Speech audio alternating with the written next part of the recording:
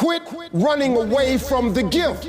Your gift will make room for you. Stop trying to be something you ain't gifted at. God has an incredible life for you. He really does. But you ain't gonna get there if you give up. You can't get to what God got for you if you stop. You can't get to what God got for you if you're afraid.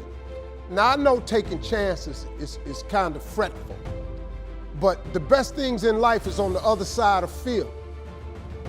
But one of the things that I've always done to help overcome my fears is I make my dreams bigger than all my fears. I have dreams that's so big that not getting there is just unacceptable. It doesn't make any sense for you not to have the life that you dream of. It does not make any sense. God really does want to use you as an example of what he can do. You just gotta volunteer.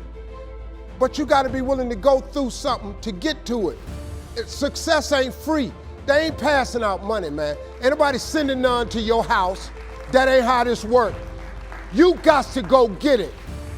But in order to go get it, you gotta want something. You gotta have vision boards. You gotta have stuff you dream about. You gotta have this stuff written down. That being successful is not an accident. Hey man, stop thinking, man, that your life is over because you're a certain age. Who are you to determine? You know what I can't stand when I hear Christians say, well, I guess it was the Lord's will. If it was the Lord's will, I would have had some money by now. No, you can't dump that on God. God's will is that you prosper. That's his will.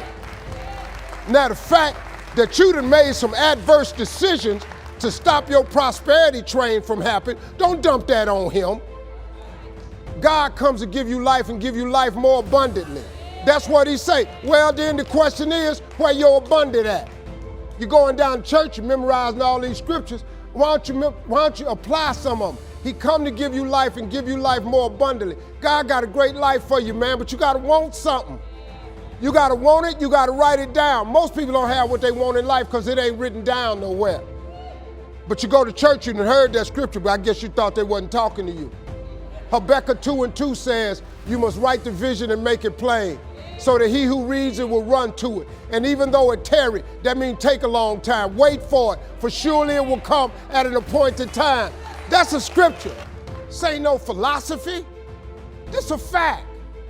What you waiting on? Write it down. Put some faith on it. And then get ready to go to work.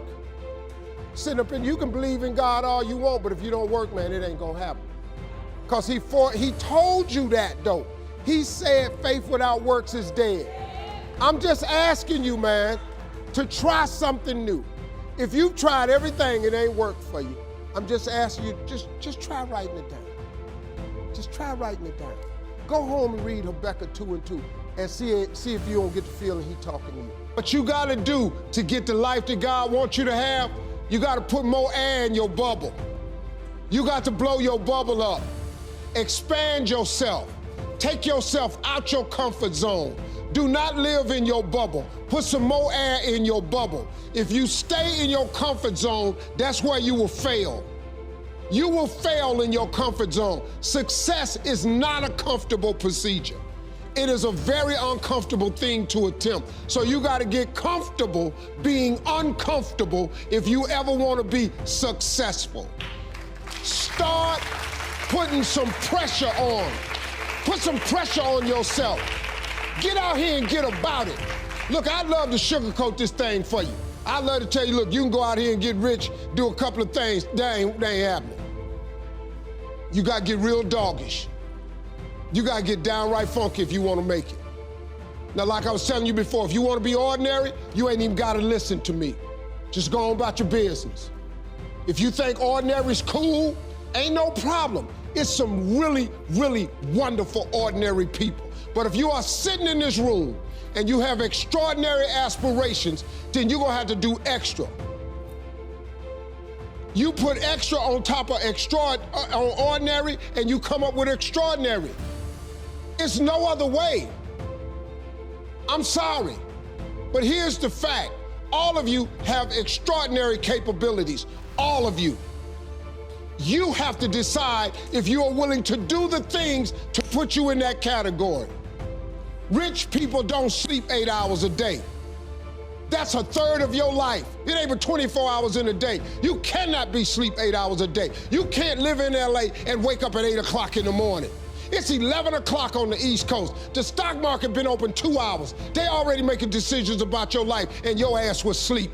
Life is really 10% what happens to you and 90% what you do about it. Look, everybody in this room, everybody watching, everybody got something they got to deal with. Get to dealing with it. Stop complaining about it. Complaining about it only makes it stay present. Do something about it.